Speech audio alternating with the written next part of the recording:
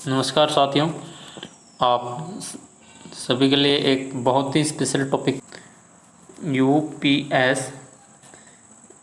जब कभी आपको पता ही होगा कि जो हमने ऐसी सप्लाई होती है, यानी कि जो सप्लाई जो होता है पावर सप्लाई, वो एसी टाइप का होता है उसका नेचर।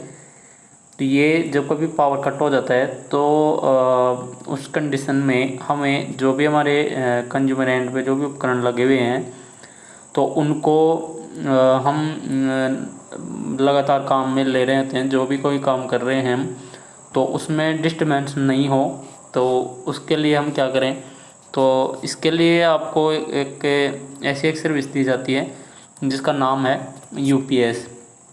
तो यूपीएस क्या है कि ये जो है एक सप्लाई का जो है बैकअप है, यानी कि ये सप्लाई जो है ये कंटिन्यूस से चलती रहती है। तो यूपीएस का पूरा नाम है अनइंटरप्टेड पावर सप्लाई। ये भी एक प्रकार की पावर सप्लाई है, जो कि हमारी जो एसी सप्लाई होती थी उसको हम मेन बोल सकते हैं, मेन सप्लाई। और इसको हम बोल सकते हैं यानी कि ऑक्सिलरी पावर सप्लाई, जो अनइंटरप्टेड टाइप की है। तो इसमें क्या होता है, इसको हिंदी नाम में बोलते हैं अबाधित अबाधित पावर सप्लाई विद्युत आपूर्ति। तो ये इसको बोला जाता है। यहाँ से हम इन यूपीएस की ज़रूरत क्यों हुई इसके बारे में जानना चाहेंगे। तो जो भी हम कोई काम कर रहे होते हैं तो उसके नेचर के अकॉर्डिंग हमें यूपीएस की आवश्यकता होती है।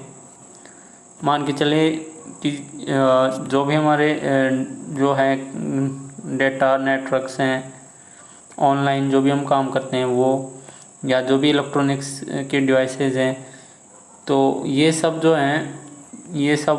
हैं यानी कि आपके जितना भी जो सारा सिस्टम है, चाहे वो कम्युनिकेशन सिस्टम हो, चाहे वो पावर प्लांट्स हों या पावर स्टेशंस हों, या फिर आपके नेटवर्क सर्विस प्रोवाइडर हैं, या कैसा भी कोई भी काम जो आज प्रेजेंट टाइम में हो रहा है, वो सब का सब यूपीएस की आवश्यकता उसमें बहुत ही ज़्यादा है।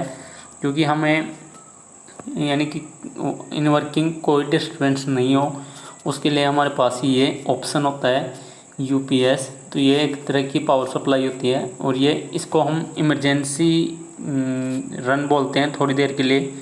इमरजेंसी में ये मीन्स ये इस तरह से ये हमारे लिए काम करता है। तो यूपीएस जो है इसका क्या क्या टाइप है और क्या इसमें जो हम काम करते हैं। देखिए, यूपीएस जो है दो प्रकार की होती है। एक आपकी होती है जब सप्लाई नहीं आ रही होती हो, तब होती है कि जिसको हम यूज लें, तो वो होता है स्टैंड बाई यूपीएस। और दूसरा होता है हमारा ऑनलाइन यूपीएस, जो जिस टाइम हम काम जो पावर सप्लाई जो मेन सप्लाई आ रही है उस टाइम भी अगर वो वर्किंग कर रहा है, तो एक इस तरह का। और दूसरा होता है जब पावर सप्लाई का कट हो जाता है, तो स्टैंड बाई यूपीएस। ज़्यादातर हम जो यूज़ करते हैं वो इसमें दोनों ऑप्शन होते हैं कि स्टैंड बाई यूपीएस ही हम यूज करते हैं। तो हमारा जो यूपीएस है उसको हम देखते हैं, स्टैंड बाई यूपीएस। ये यूपीएस जो है इस तरह का होता है कि इसमें हम जो भी काम कर रहे हैं, तो वो पावर सप्लाई जब कट हो जाता है उसके बाद की स्थिति है कि जिसको बोला जाता है स्टैंड बाई पोजीशन। तो स्टैंड बाई में क्या होता है, थोड़ा सा मैं आपको नेटवर्क दिखाना चाह रहा हूँ कि किस तरह से ये काम करता है। तो सबसे पहले देख लीजिए इसकी यूपीएस की रिक्वायरमेंट क्या क्या होती है। तो यूपीएस के अंदर जो है, यानी कि हम देखें इनपुट आउटपुट के हिसाब से, तो यहाँ पे सबसे पहले जो मेन लाइन होती है, तो मेन लाइन के थ्रू देखो, एक तो सीधा रास्ता होता है इस तरह से, जिसमें हम इस अलग अलग काफ़ी सारी डिवाइसेज लगी होती हैं। तो ये जो हम जहाँ पे काम कर रहे हैं यानी स्विचिंग जो है ये आउटपुट हो गया, और ये हमारे पास ऑप्शंस होते हैं इसमें कि हम कौन कौन से मोड पे काम लेते हैं इसको, इस तरह से। तो ये तो है हमारे ट्रांसफ़र स्विच जिसको बोलते हैं, यानी कि हम ट्रांसफ़र स्विच। और ये जो है अब इसमें यूपीएस में ख़ास बात यह है कि सबसे पहले जो मेन जो लाइन आ रही है एसी सप्लाई जिसको हम बोल रहे हैं, वहाँ से ये सीधा में जो यूपीएस है वो उसमें सर्ज नहीं हो, इसके लिए एक सर्ज अरेस्टर लगा होता है। सर्ज जो है सप्रेसर, यानी कि वोल्टेज में उतार चढ़ाव ज़्यादा नहीं हो, तो उससे बचाव के लिए। दूसरा होता है यहाँ पे जो उसमें जो फ़िल्टर वगैरह होते हैं, तो ये होता है हमारा फ़िल्टर। तो ये कुछ विद्युत आपूर्ति जो होती है उसमें फ्रीक्वेंसी से संबंधित या वोल्टेज और करंट से संबंधित कुछ टर्म्स होती हैं जिनको ये फ़िल्टर करता है। तो फ़िल्टर क्या होता है इसके बारे में हम आगे जानेंगे। और ये सीधा हमें जो आउटपुट प्रदान करता है। तो यहाँ पे जो आपकी स्विचिंग है उसमें ऑप्शन होते हैं आपके पास में, मेंस और यूपीएस और यूँ इस तरह से। तो जिस पोजीशन पे ये होगा तो ये सीधा हमें आउटपुट प्रदान करेगा। अब बात आ रही है, ये तो था एसी सप्लाई वाला ऑप्शन। अब दूसरा ऑप्शन आता है कि यूपीएस क्या करेगा। इसमें यूपीएस है, ये पूरा सेट यूपीएस है, लेकिन स्टैंड बाई पोजीशन में क्या होगा। तो ये जो है मेन लाइन जो होती है उसकी पोजीशन थी, और अब जो दूसरी पोजीशन है ये है कि जो मेन लाइन आ रही थी उसी से हमारा एक बैटरी चार्जर होता है। तो सबसे पहले बैटरी चार्जर होती है, मीन्स मतलब बैटरी चार्जर क्या करता है, इधर से जो एसी आती है उसको कन्वर्ट करके डीसी में बदलता है। जैसे हमारा मोबाइल का अडेप्टर होता है, सेम वही हमारा मोबाइल का चार्जर होता है। तो वो क्या करता है, पावर सप्लाई के प्लग से जो सॉकेट से हम जैसे ही उसको लगाते हैं मोबाइल के अडेप्टर को, 3 पिन वाला 2 पिन मोबाइल जो अडेप्टर होता है उसको, तो उसमें जो एसी सप्लाई है, जो भी सिंगल फेज जो 230 वोल्ट एसी जो होती है वो उस चार्जर की रेटिंग्स के अनुसार चार्जर पे लिखा होता है कि इनपुट इतना आउटपुट इतना। तो आउटपुट और इनपुट स्पेसिफिकेशंस के आधार पर चार्जर में जो आउटपुट नेचर होती है वो डीसी की होती है। तो डीसी आउटपुट वो पर लेता है, उसके बाद में वो तो सीधा हम जो मोबाइल के कनेक्टिविटी ले लेते हैं। बट इसमें यहाँ पे क्या होता है, ये बैटरी होती है। तो यहाँ पे बैटरी को ये चार्जर है ये सब यहाँ से सप्लाई देता है, बैटरी चार्जर के थ्रू बैटरी चार्ज होती है। फिर जो चार्ज होती है बैटरी वो क्या करती है कि डीसी आउटपुट प्रदान करती है। तो अब हम जो यूज़ करते हैं वो हमें डीसी आउटपुट नहीं चाहिए, तो इसके लिए हम क्या करते हैं, यहाँ हम डीसी जो आउटपुट है उसको वापस चेंज करते हैं एसी में। और ये जो एसी आउटपुट है ये हमें यूपीएस के जो जहाँ पे फंक्शन की जाए स्क्रीन है वहाँ पे यानी कि जो ट्रांसफ़र स्विच पोजीशन है वहाँ में इसका ऑप्शन अवेलेबल होता है, इसका एक बटन अवेलेबल होता है। तो अब ये काम कैसे करता है, यूपीएस में कौन कौन सी चीज़ें लगी होती हैं ये सब आपने यहाँ से देखा है। तो ये देखिए यहाँ से सबसे पहले मेन सप्लाई आती है, और सबसे पहले मेन सप्लाई आती है यहाँ से।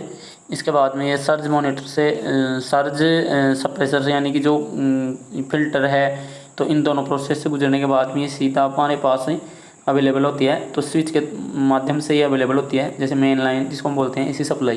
पहला काम तो ये है, और ये हमें आउटपुट प्रदान हो जाता है। तो जिस भी डिवाइस को हम काम मिल देते हैं उसका यहाँ पर हमारे पास पिन अवेलेबल सॉकेट अवेलेबल होती हैं, तो उसको हम यूज ले लेते हैं। जो भी अडेप्टर होता है वो हम यहाँ ऐड कर देते हैं। दूसरा ऑप्शन है कि यहाँ से जो एसी सप्लाई आती है तो ये इसके थ्रू लगातार बैटरी चार्जर होता है, तो बैटरी का ही चार्जर होता है एक तरह से। तो ये चार्जर के थ्रू बैटरी चार्ज होती है, और बैटरी चार्ज होने के बाद में जो बैटरी जो आउटपुट प्रदान करती है उसको वापस हमें बदलने की आवश्यकता होती है। तो इसके लिए इन्वर्टर लगा होता है, जो इन्वर्टर क्या करता है DC to AC यूज करता है, यानी कि DC इनपुट लेता है और आउटपुट में AC प्रदान करता है। ये इन्वर्टर है। चार्जर और इन्वर्टर दोनों एक दूसरे के विपरीत होते हैं। चार्जर काम करता है AC लेता है और DC आउटपुट प्रदान करता है। इन्वर्टर DC लेता है और AC आउटपुट प्रदान करता है। तो इसको आउटपुट जो है यहाँ में मिल जाता है यूपीएस के फंक्शन मोड पे। फंक्शन मोड यह होता है कि जहाँ से हम ऑपरेट करते हैं, सामने से जो भी स्क्रीन या बटन जो डिस्प्ले होती है वहाँ से हम इसको यूज कर सकते हैं।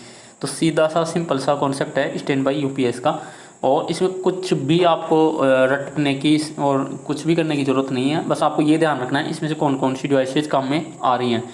अब हम बढ़ते हैं नेक्स्ट टॉपिक की तरफ। तो यहाँ से हम जानेंगे इन्वर्टर के बारे में। अब वैसे तो आप डिटेल से देखेंगे तो इसमें बहुत सारे इलेक्ट्रॉनिक सर्किट वगैरह जो भी होता है वो तो उतना आपने को डिटेल में हम आगे जो इलेक्ट्रॉनिक्स वाला सेक्शन है उसमें हम जान पाएंगे। तो अभी हम इतना सा देख लेते हैं। इन्वर्टर ये एक तरह से, जैसा इसका नाम है इन्वर्टर, यानी कि उल्टा जो है चेंज करने वाला। तो इसका क्या मतलब है कि मतलब यह है कि जैसे एसी सप्लाई जो हमारे पास होती है मेन सप्लाई, और जब हमें इमरजेंसी में यानी कि पावर कट की स्थिति में हमें डीसी जो अवेलेबल होती है बैटरी में, कि जो बैटरी चार्जर होता है उसके थ्रू बैटरी चार्ज होती है, तो बैटरी से हमें वापस हमें ज़रूरत होती है एसी सप्लाई की, क्योंकि हम जो यूजर हैं, हम जो कंज्यूमर हैं, तो हमें एसी की आवश्यकता होती है। तो डीसी से वापस हमें एसी में कन्वर्ट करने की आवश्यकता होती है। तो हमारी जो वास्तव में जो सप्लाई होती है, क्योंकि जो डीसी भी अपने आप में कहीं जनरेट तो होने से रही, तो उसको भी हम कहीं ना कहीं इसको चेंज करके तो लाएंगे ही।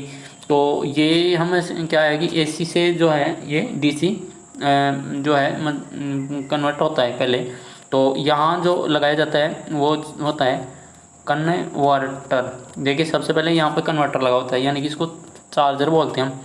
तो चार्जर जो है यहाँ यूज होता है।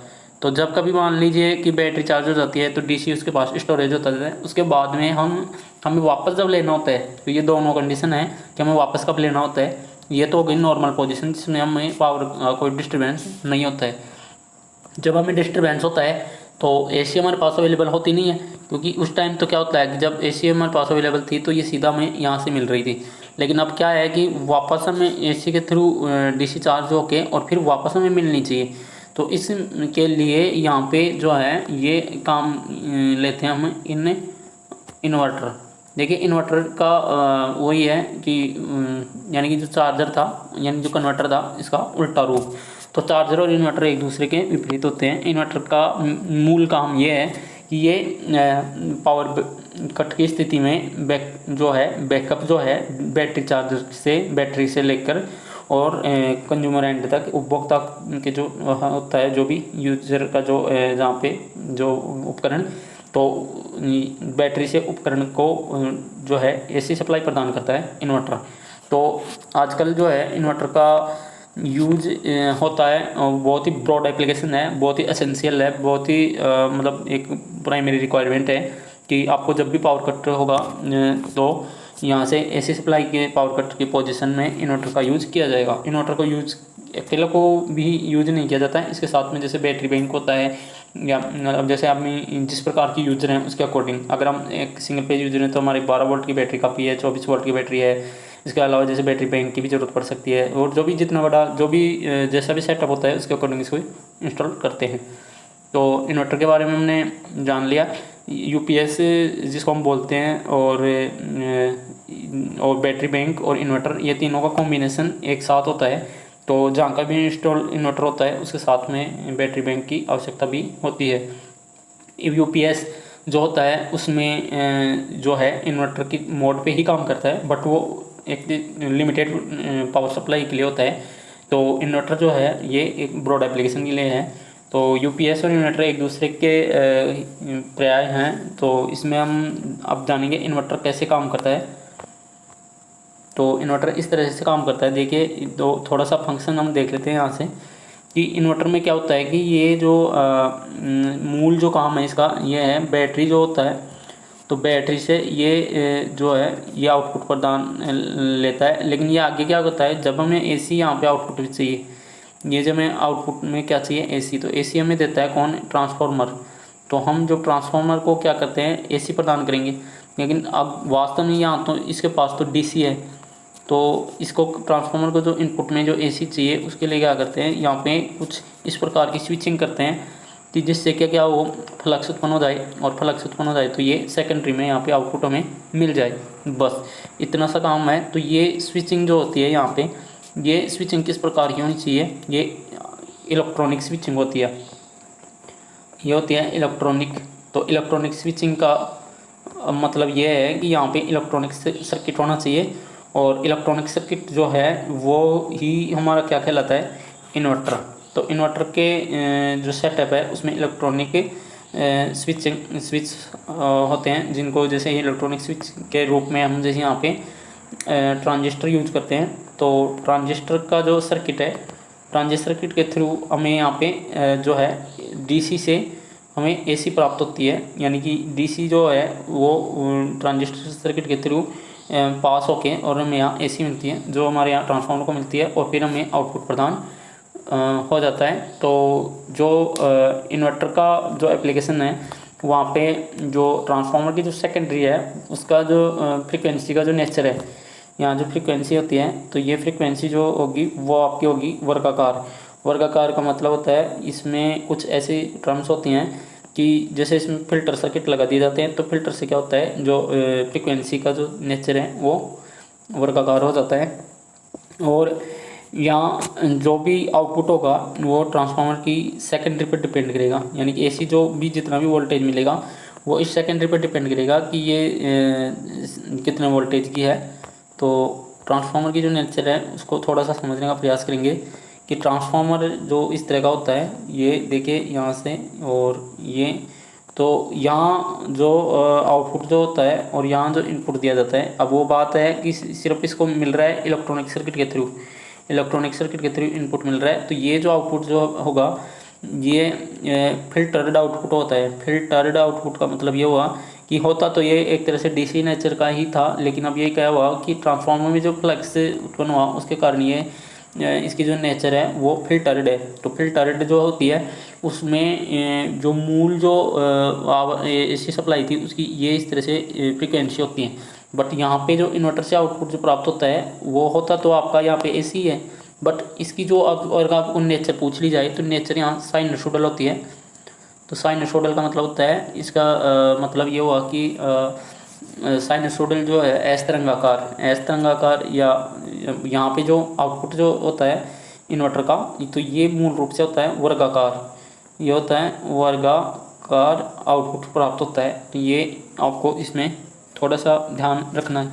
इसके अलावा भी काफ़ी सारी जो है चीज़ें हैं वो हम आगे डिस्कस करेंगे इलेक्ट्रॉनिक सर्किट्स के जो चैप्टर आएगा उसमें। तो आई होप नेक्स्ट जो टॉपिक हम ले रहे हैं वो है वोल्टेज स्टेबलाइजर। अब इसको वोल्टेज जो है ये इन्वर्टर और यूपीएस का कॉन्सेप्ट हो गया, इससे अलग एक कॉन्सेप्ट आता है। अब तीसरा जो कॉन्सेप्ट है वो है वोल्टेज स्टेबलाइजर। तो वोल्टेज स्टेबलाइजर, देखिए वोल्टेज स्टेबलाइजर का जो मेन जो ज़रूरत होती है वो क्यों होती है हमें, कि जो एसी का जो वोल्टेज होता है मेन जो लाइन होती है उसका, और वो मतलब यूँ होता है कि एक तरह से हमें अगर कम या अधिक भी मिले तो हम जो यूजर हैं जो आउटपुट में हमारा जो है वो फिक्स होना चाहिए। लेकिन मैं सिंपल और जो है एकदम सटीक तरीके से ये टॉपिक आपको कवर करने का प्रयास कर रहा हूँ। तो अब हम इसमें आगे बढ़ते हैं। तो वोल्टेज जो है वो कम या अधिक जब आता है तो उसको एक स्थिर वोल्टेज प्रदान करने के लिए, स्थिर वोल्टेज लेने के लिए हमारे को ज़रूरत होती है वोल्टेज स्टेबलाइजर की। तो वोल्टेज स्टेबलाइजर क्या करता है, स्टेबलाइजर यानी कि स्टेबल करता है किसको, वोल्टेज को, ये इसका मेन काम है। तो ये कैसे करता है कि मान के चलिए जैसे हमारी रेटिंग है 220 वोल्ट या 230 वोल्ट जो भी आता है, तो उसको हम फिक्स लेते हैं। तो उसमें क्या होता है कि जो एक ट्रांसफार्मर लगाते हैं तो ट्रांसफार्मर की जो क्या होता है कि यहाँ पे जो प्राइमरी होती है उसके टर्न्स होते हैं कम, और यहाँ जो सेकेंडरी होती है उसके टर्न्स थोड़े से अधिक होते हैं। और अधिक यूँ होते हैं उसमें दोनों पोजीशन होती हैं, अधिक या कम भी हो सकते हैं।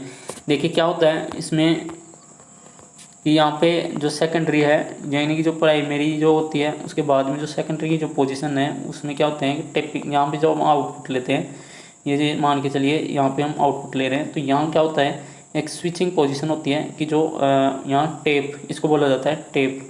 तो यह टेप इसमें अवेलेबल होती हैं, यानी कि जो प्राइमरी और ये सेकेंडरी, तो सेकेंडरी साइड में टेप अवेलेबल होती हैं। तो टेप पोजीशन के अनुसार हम जैसे इसको इजीली जो भी हमें टेप रखनी होती है कि जैसे हम कम पे रखेंगे 1 से 5 तक है मान लीजिए, तो 1 2 पे रखेंगे कम वोल्टेज मिलेगा, 3 पे रखेंगे ज़्यादा मिलेगा, 4 पे रखेंगे ज़्यादा मिलेगा। तो इस तरह से हमारे पास एक फंक्शन जो है बटन होता है वोल्टेज स्टेबलाइजर में, और यूँ इस तरह से जो आपका वोल्टेज उसमें शो करता है, एम्पियर शो करता है। और एक यहाँ से जो फैन रेगुलेटर रहता है उसकी तरह से हमारे पास एक स्विच होता है, उस स्विच में पोजीशन होती है 1 2 3 4 5 इस तरह से। तो इसके अकॉर्डिंग हम वोल्टेज को मैनेज कर लेते हैं।